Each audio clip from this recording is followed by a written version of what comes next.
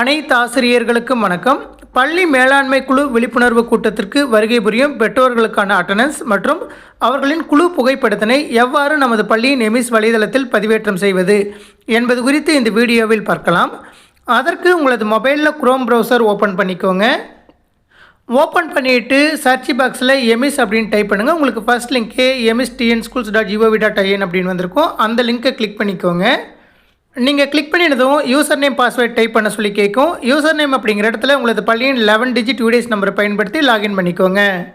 நீங்கள் லாகின் பண்ணினதும் உங்களது பள்ளியின் லாகின் பேஜ் வந்திருக்கும். அதில் மெனுவிலேயே ரைட் சைடில் டவுன் ஏரோவுக்கு பக்கத்தில் 3 பிங்க் லைன்ஸ் இருக்கும். அதை கிளிக் பண்ணிவிட்டு ஸ்கூல் அப்படிங்கிற ஹெட்டிங்கை கிளிக் பண்ணுங்கள்.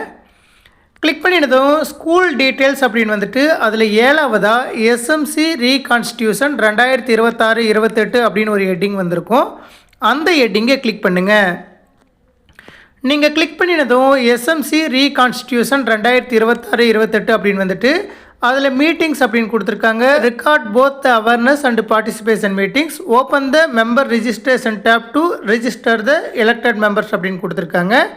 இப்போ மீட்டிங் டைப் அப்படின்னு கொடுத்துட்டு ஒரு டவுன் ஏரோ கொடுத்துருக்காங்க. அதை கிளிக் பண்ணிவிட்டு பேரண்ட்ஸ் அவேர்னஸ் மீட்டிங் அப்படிங்கிற ஹெட்டிங்கை கிளிக் பண்ணிக்கோங்க.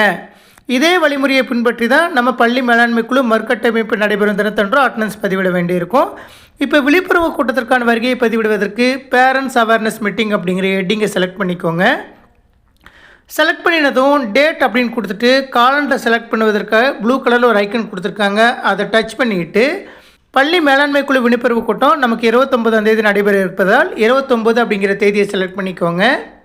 செலக்ட் பண்ணி முடிச்சதுக்கப்புறம் மேல் கவுண்ட் அப்படிங்கிற இடத்துல எத்தனை ஆண் பெற்றோர்கள் வருகை புரிந்திருக்கார்களோ அவர்களுடைய எண்ணிக்கையை டைப் பண்ணிக்கோங்க. அதே போல் ஃபீமேல் கவுண்ட் அப்படிங்கிற இடத்துல எத்தனை பெண் பெற்றோர்கள் வருகை புரிந்திருந்தார்களோ அவர்களுடைய எண்ணிக்கையை டைப் பண்ணிக்கோங்க. நீங்கள் டைப் பண்ணவே டோட்டல்ஸ் ஆட்டோமேட்டிக்காக உங்களுக்கு கால்குலேட் ஆகிட்டு வந்துடும். அதன் பிறகு மீட்டிங் குரூப் ஃபோட்டோகிராஃப் அப்படிங்கிற ஹெட்டிங் பக்கத்தில் சூஸ் ஃபைல் அப்படின்னு ஒரு பட்டன் கொடுத்துருக்காங்க.